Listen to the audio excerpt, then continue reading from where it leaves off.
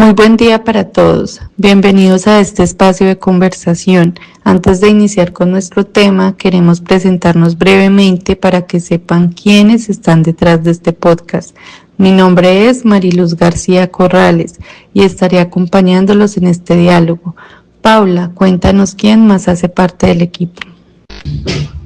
Claro que sí, mi nombre es Paula Andrea Bermúdez Pérez y hago parte de este espacio junto a un grupo de compañeros con quienes estaremos desarrollando esta conversación. Mirley, ¿te escuchamos? Bueno, mi nombre es Mirley Meneses y también estaré participando en este podcast, aportando algunas ideas desde los textos trabajados. Compañero Lisandro, es tu turno.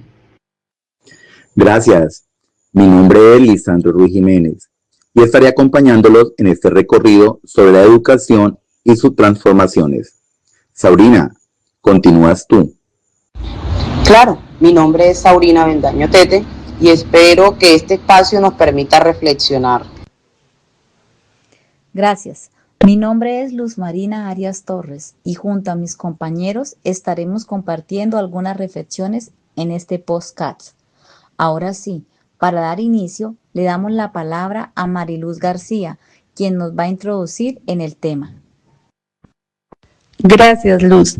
En este podcast se propone reflexionar sobre la educación, no solo como lo que ocurre en el aula, sino como un proceso histórico que se ha ido configurando en relación con distintos contextos sociales y políticos.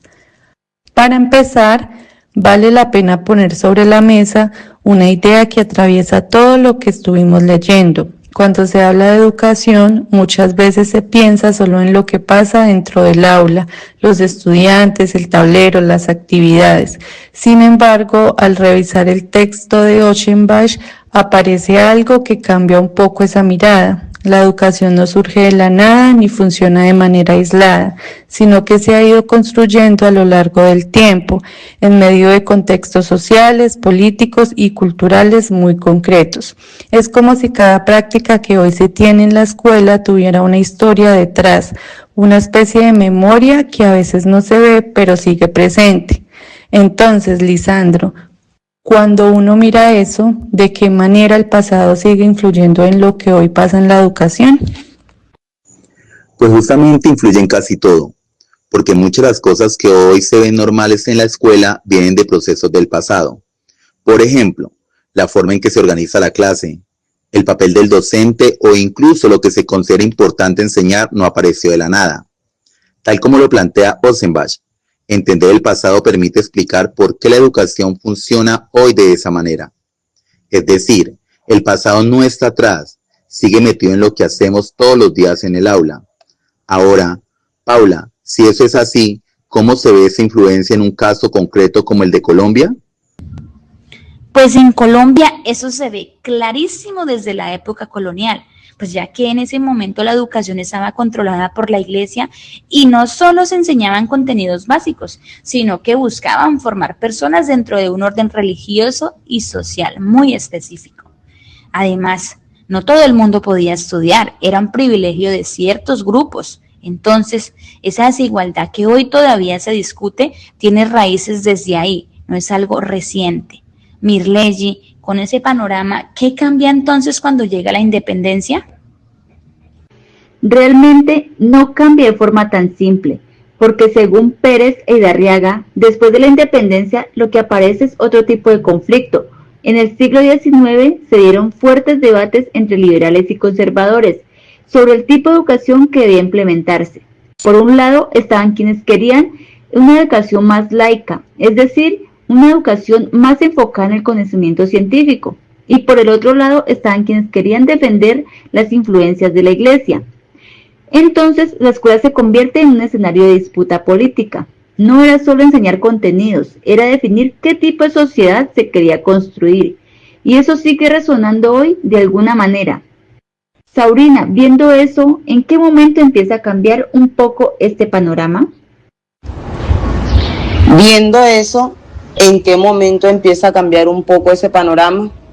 Ese cambio se empieza a notar más en el siglo XX, cuando Pérez Idarra señala que el Estado empieza a asumir un rol más activo en la educación ampliando el acceso y promoviendo nuevas iniciativas. Un ejemplo importante es la Radio Sustatensa, que busca educar a la población rural a través de la radio. Es esta experiencia que demuestra que la educación puede adaptarse a diferentes contextos y necesidades, especialmente en la zona donde el acceso a las escuelas es ilimitado. No todo tiene que pasar dentro de un salón de clases tradicional. A veces las soluciones más sencillas son las que generan mayor impacto. Luz, con todo este proceso histórico, ¿por qué aparecen las pedagogías críticas? Saurina, aparecen justamente como respuesta a esos modelos de educación que se han mantenido mucho tiempo. Muchos de ellos no solo se centraban en transmitir contenidos, sino que también terminaban reproduciendo desigualdades. Por eso, Maldonado plantea que la educación empieza a entenderse de otra manera, ya no como un proceso centrado únicamente en informar, sino como una oportunidad para formar sujetos capaces de reflexionar, cuestionar y comprender su realidad. En este sentido, se propone una educación más consciente, más abierta al diálogo, donde el docente deja de ser quien lo sabe todo y pasa a asumir un papel distinto, más cercano a un mediador que acompaña, orienta y construye junto con los estudiantes. Mari, con ese cambio, ¿qué pasa entonces con el rol del docente? Pues déjame contarte que cambia bastante, porque deja de ser una figura que solo transmite información. Como señala Maldonado, el rol del docente cambia dentro de este enfoque, porque ya no se trata de estudiantes que escuchan pasivamente, sino de personas que participan, preguntan, que construyen conocimiento desde sus propias experiencias. Es una idea que suena muy bien, ¿no? Pero también implica grandes retos. No es fácil romper con prácticas que llevan tantos años instaladas. A veces uno mismo, como docente, repite cosas sin darse cuenta, como por inercia. Lisandro, ¿y ahí qué papel juega entender la historia? Mari, juega un papel clave, porque permite justamente cuestionar esas prácticas, no para rechazarlas todas, sino para ver cuáles tienen sentido hoy y cuáles ya no. Es como revisar una casa antigua. Hay cosas que vale la pena conservar, pero otras necesitan cambiar. Y ese ejercicio no se puede hacer si no se conoce el proceso que ha llevado a que la educación sea como es en la actualidad. Paula, entonces, con todo lo que hemos hablado, ¿qué idea principal se puede recoger? La idea principal es que la educación no se puede ver como algo aislado. Siempre está conectada con procesos históricos, con intereses y con cambios sociales. Lo que hoy pasa en los salones de clase tiene una explicación que viene del pasado y entender eso permite analizar mejor el presente. Bueno, Mirley, teniendo en cuenta todo eso que hemos hablado, ¿qué cambios o retos se están viendo hoy en día en la educación? Paula, y hoy en día también hay muchos desafíos: desigualdad, acceso, calidad, pertinencia. Entonces la pregunta sería, ¿qué tipo de educación se necesita ahora? Y es ahí donde las pedagogías críticas ofrecen una pista interesante, porque nos invitan a formar personas que no solo se adapten al mundo, sino que también puedan transformarlo. Saurina, ¿y ahí cómo se puede llevar eso a la práctica? Y ahí, ¿cómo se puede llevar eso a la práctica? Se puede empezar desde cosas pequeñas en el aula, porque es ahí donde esas ideas dejan de ser solo teoría y se vuelven prácticas reales. En ese sentido, las pedagogías críticas retomadas de Maldonado cobran sentido como una alternativa que no se limita a transmitir contenidos, sino que también busca formar en valores como la justicia, la equidad y la participación. Entendiendo la enseñanza como una forma de aportar a la transformación social.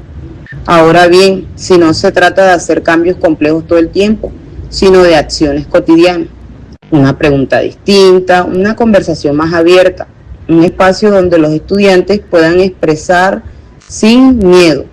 Solo cosas sencillas, pero poco a poco van generando cambios en la manera de aprender. Es como sembrar. Al inicio no se ve mucho, pero con el tiempo empiezan a crecer. Luz, para cerrar, ¿Con qué nos quedaríamos de toda esta conversación?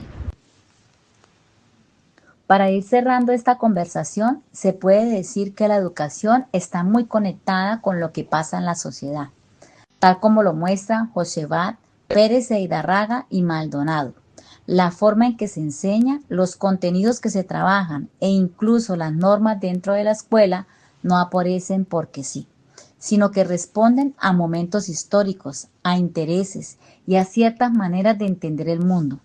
Es decir, aunque a veces no sean tan evidentes, la educación también transmite ideas y formas de ver la realidad. Y bueno, quedan abiertas muchas preguntas, especialmente sobre el tipo de educación que se quiere construir hoy y el papel que cada uno asume dentro de ese proceso. Agradecemos a quienes nos acompañaron en este espacio de conversación y esperamos que estas reflexiones también inviten a pensar sobre la educación desde otra mirada. Hasta una próxima oportunidad. Gracias.